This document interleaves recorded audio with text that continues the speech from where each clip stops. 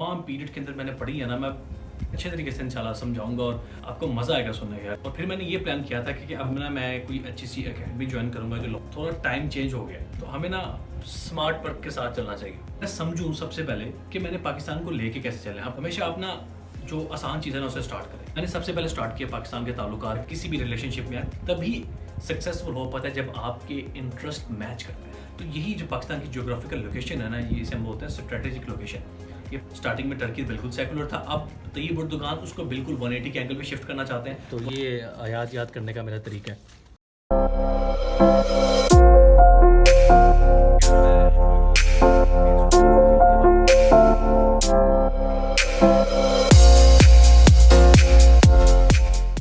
अस्सलाम वालेकुम। आज है 24 मई 2022।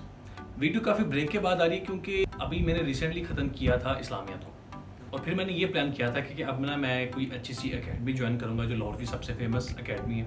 लेकिन उससे पहले मैंने सोचा था कि मेरे पास जितनी भी अवेलेबल्स बुक हैं उन सबको मैं ख़त्म करूँ। आपने वो वीडियो देखी होगी जिसमें मैंने अपनी बुक शेल्फ का विजिट करवाया था। उसमें आपने देखा होगा तकरीबन कोई 14 बुक्स रहती थी जिनको मैंने अभी स्टडी नहीं किया था। उसमें करंट अफेयर से रिलेटेड है और पाकिस्तान अफेयर से रिलेटेड। इसमें पाकिस्तान की फॉरेन पॉलिसी है, इंटरनेशनल रिलेशंस हैं और पॉलिटिकल इंस्टेबिलिटी, ये तमाम चीज़ें, पॉलिटिक्स पाकिस्तान की और पाकिस्तान की history, ideology of Pakistan and all that. Kashmir issue, जितने भी हमारे पाकिस्तान के कॉन्फ्लिक्ट्स हैं वो इसमें इंक्लूड है। तो सोचा था कि उसको ख़त्म कर दूँ। स्टार्ट किया तो सीन ये बना कि 14 बुक्स थी तो मैंने उसमें से एक ख़त्म किया भी। यहाँ ये थी the idea of Pakistan by Stephen Cohen की ये किताब है, बड़ी अच्छी किताब है। इसमें से मैंने कुछ एक दो बातें मुझे एस्टैब्लिशमेंट से रिलेटेड, स्पेशली एस्टैब्लिशमेंट के पाकिस्तान के साथ, पाकिस्तान की पॉलिटिशियंस के साथ जो रिलेशन रहे हैं ना, कि एस्टैब्लिशमेंट क्यों इंटरवीन करती है हमारी पॉलिटिक्स के अंदर, ये इसमें बड़ा ज़बरदस्त लिखा है। इंशाल्लाह ज़िंदगी में कभी वक्त मिला ना तो जो चीज़ें मैं तमाम पीरियड के अंदर मैंने पढ़ी है ना, मैं बखूबी और बड़े अच्छे तरीके से इंशाल्लाह समझाऊंगा और आपको मज़ा आएगा सुनने का यार कि आपने कुछ चीज़ सुनी है इंशाल्लाह। बस कभी वक्त मिलने को कभी वक्त नहीं है इतना कि मैं हर एक चीज़ समझाने बैठ जाऊँ या हर एक चीज़ बताऊँ। लेकिन इंशाल्लाह एग्ज़ाम के बाद कभी अल्लाह ने ज़िंदगी में वक्त दिया तो मैं ज़रूर आपसे ये तमाम चीज़ें मैं शेयर करूँगा जो मैंने पढ़ी हैं और जो मैंने सीखा है। और तमाम पॉलिटिक्स और तमाम इंटरनेशनल रिलेशंस बहुत ज़बरदस्त है। अभी ना सिर्फ मैं अपने ब्रेन के अंदर तमाम चीज़ों को स्टोर कर रहा हूँ। एक USB मैंने इंस्टॉल कर ली, यहाँ पर हर चीज़ डाटा उसके अंदर डाली जा रहा हूँ। एक दफ़ा एग्ज़ाम जस्ट क्लियर हो जाए ना एक दफ़ा, उसके बाद फिर बात ये है कि जब मैंने बुक स्टार्ट की चीज़ें ना थोड़ी बड़ी हैं क्योंकि ना हमें ना कि अब ना थोड़ा टाइम चेंज हो गया तो हमें ना अब स्मार्ट वर्क के साथ चलना चाहिए। स्मार्ट वर्क ये था मैं समझूं सबसे पहले कि मैंने पाकिस्तान को लेके कैसे चले। आपको पता है कि कॉन्स्टिट्यूशन 73 तक मैंने पढ़ लिया था। अब आगे की जो कहानी है वो मेन इवेंट्स आ जाते हैं पाकिस्तान के फॉरेन रिलेशंस। जब एक कंट्री एस्टैब्लिश हो जाता है तब जो मेन चीज़ उसमें आती है वो आती है उसमें कॉन्फ्लिक्ट्स। और कॉन्फ्लिक्ट्स हमेशा वहीं पे जनरेट होंगे जब आपके किसी के साथ रिलेशन होंगे। समझ रहे हैं मेरी बात को? जब बाहर से कोई इंटरवीन करता है या कोई कहता है कि हमारा साथ दो या गाने का ना दो, तो तभी मसला ख़राब होता है, तभी ही पॉलिटिक्स ज़्यादा इन्हेंस होती है और तभी कॉन्फ्लिक्ट्स, अनरेस्ट पाकिस्तान के अंदर आते हैं। और पाकिस्तान फिर हम देखते हैं कि वो जिस तरह हमारी इस्टेब्लिशमेंट ने इंटरवीन किया और पॉलिटिक्स में फ्लक्चुएशन आती है, कभी डिक्टेटरशिप आ रही है, कभी पॉलिटिक्स आ रही है। तो ये चीज़ बेसिकली आती है उसकी फॉरेन रिलेशंस की वजह से। तो फिर मैंने स्टार्ट किया कि यार सबसे पहले मुझे फॉरेन रिलेशंस पढ़ने चाहिए। अब उसका स्केड्यूल मैंने ये बनाया, मैंने व्हाइट बोर्ड पे तमाम चीज़ें पहले देखी, पाकिस्तान के मेन कंट्रीज़ के साथ कैसे ताल्लुकात है, ठीक है। और तकरीबन कोई कंट्रीज़ बनते हैं, मैं भी आपको दिखाता भी हूँ। तो 14 कंट्रीज़ हैं जिनके जो बहुत अहम है, सबसे ज़्यादा जो अहम आते हैं ना टॉप पे वो है। उसके बाद तकरीबन कोई 12 ऑर्गेनाइजेशंस हैं, इंटरनेशनल ऑर्गेनाइजेशन जिनके साथ पाकिस्तान अटैच है। 12 से ज़्यादा ऑब्वियसली, लेकिन जो 12 है ना, ये जो 12 ये बहुत अहम है। बाकी इनके अंदर सब ब्रांचेस हैं। तो सबसे पहले इनके साथ ताल्लुकात देखने होंगे। डेफिनेटली कोई ऐसी स्पेसिफिक बुक तो नहीं है जिनमें से हम पेज ढूंढो और उसमें से वो आ जाए कि पाकिस्तान के ताल्लुकात इस कंट्री के साथ कैसे हैं, इस कंट्री के साथ कैसे हैं। 2-3 किताबें हैं लेकिन उसमें भी उसके बारे में ब्रीफ करूंगा। सबसे ज़्यादा जो मेन सोर्स है और अच्छा सोर्स है, रिलायबल सोर्स, वो है इंटरनेट। मैं ना सबसे पहले क्या करता हूँ, मेरा पढ़ने की स्ट्रैटेजी आप सुन लें।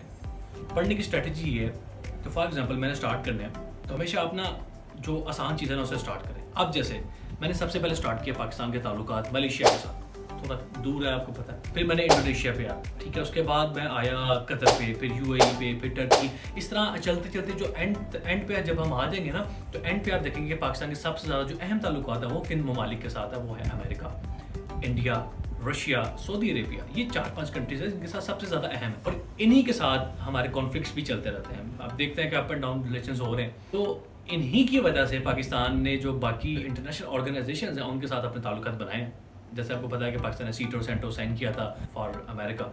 इस तरह से मेरी स्ट्रेटजी है पढ़ने की कि पहले आसान चीज़ को देखें, उसके बाद Aahista Aahista step by step आप मुश्किल की तरफ आए। एकदम आप मुश्किल ले लेंगे, मैं को जी आज ही मैंने डिसाइड किया कि आज ही मैंने यूएस के साथ तमाम रिलेशंस पढ़ लेना है, it's never gonna possible. Definitely यार इंटरनेशनल रिलेशन एक ऐसा सब्जेक्ट है, मतलब मैं तो अभी करंट अफेयर पढ़ रहा हूँ लेकिन इंटरनेशनल पॉलिटिक्स इसमें इंक्लूड है। तो ये एक ऐसा सब्जेक्ट है कि इसमें ना आपने वर्ल्ड वाइड तमाम चीज़ों के बारे में पढ़ना है। अच्छा, मेरी पढ़ने की स्ट्रेटेजी ये है कि जब मैंने किसी कंट्री के बारे में पढ़ना है, फॉर एग्जाम्पल मैं बात कर रहा था मलेशिया की, तो अब मलेशिया में आपको पता है कि महातीर मोहम्मद इस वक्त उसके करंट प्राइम मिनिस्टर है। जब मैं वीडियो रिकॉर्ड कर रहा हूँ, ये 2022 की वीडियो है। सीन ये है कि सबसे पहले मैं उसकी ज्योग्राफी पढ़नी है, ठीक है। सबसे पहले उसकी ज्योग्राफी, जो कंट्री है कहाँ पर एग्जिस्ट करता है और उसके नेबर्स कौन कौन से हैं, उसके नेबर्स के साथ क्या ताल्लुकात है, उसके अपने अंदर नेबर्स के साथ क्या कॉन्फ्लिक्ट चल रहा है। अब जैसे मलेशिया है, आपको पता है वो साउथ ईस्ट एशिया में एग्जिस्ट करता है और उसके जो ताल्लुकात हैं वो कॉन्फ्लिक्ट चलते रहते हैं। वो चाइना के साथ चलते हैं, नीचे एशियन आइलैंड्स हैं उसके साथ चलते हैं, वियतनाम के साथ, ब्रुनाई के साथ, और सिंगापुर के साथ सेम इस तरह। फिर ज्योग्राफी देखने के बाद फिर देखना है कि पाकिस्तान के अब इसके साथ ताल्लुकात कैसे हैं और किस बिना पर हैं। हमेशा एक बात याद रखिएगा कि फॉरेन पॉलिसी, फॉरेन रिलेशंस इस तरह ही रिलेशंस हैं जिस तरह के आपके नेबर्स के साथ होते हैं। अब आपके नेबर्स के साथ आपके किस तरह तभी रिलेशंस अच्छे होंगे ना यार। हमेशा एक चीज़ तो आप हमेशा ज़हन में रखें ना कि रिलेशंस, चाहे वो कोई भी रिलेशनशिप की बात करूँ मैं, सिवाय अपने पेरेंट्स के, किसी भी रिलेशनशिप में तभी सक्सेसफुल हो पाता है जब आपके इंटरेस्ट मैच करते हैं। जब आपके इंटरेस्ट मैच नहीं करेंगे तो आप देखेंगे कि तभी वो जो डिवोर्स है हम उसे कह लेते हैं या फिर जो ब्रेकअप्स होते हैं वो तभी होते हैं, क्योंकि आपके इंटरेस्ट मैच नहीं कर पाते, आपका जहन मैच नहीं कर पाता। सेम इस तरह से हमारे जो फॉरेन रिलेशन है, इंटरनेशनल रिलेशन उस तरह से होता है।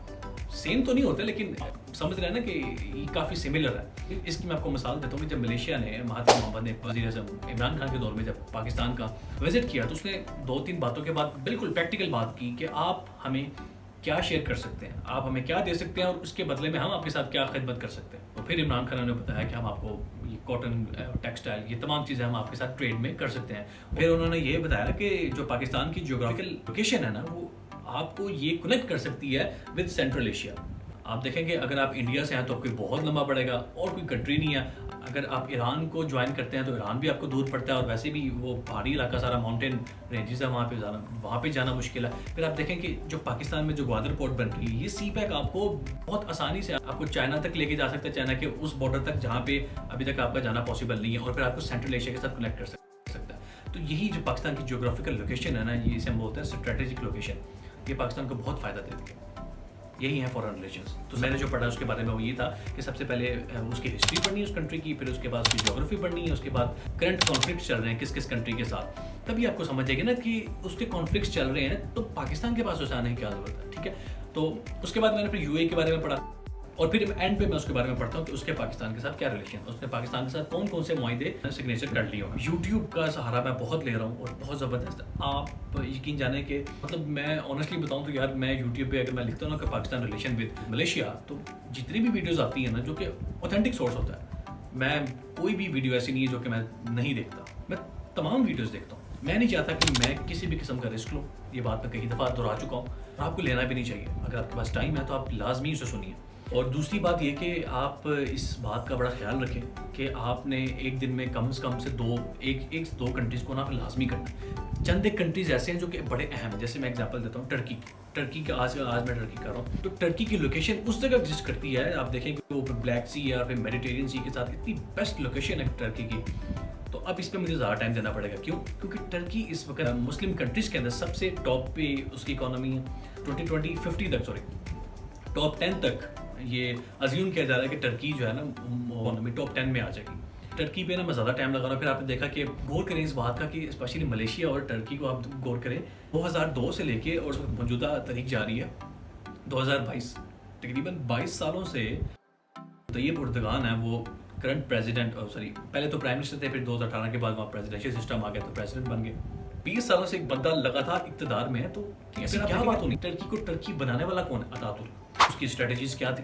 स्टार्टिंग में टर्की बिल्कुल सेकुलर था, अब तैयब उर्दगान उसको बिल्कुल 180 के एंगल पे शिफ्ट करना चाहते हैं। वो चाहते हैं कि ऑटोमन एम्पायर को दोबारा रिवाइव किया जाए। समझे ना कि ये पॉलिटिक्स किस तरह से शिफ्ट हो रही है। तैयब उर्दगान का international as an international leader आप उसको देखें तो वो किस तरह से ऊपर के सामने आ रहे हैं। फिर उनके इमरान खान के साथ देखा होगा कि उनकी मुलाकात बड़ी अंडरस्टैंडेबल रहती है।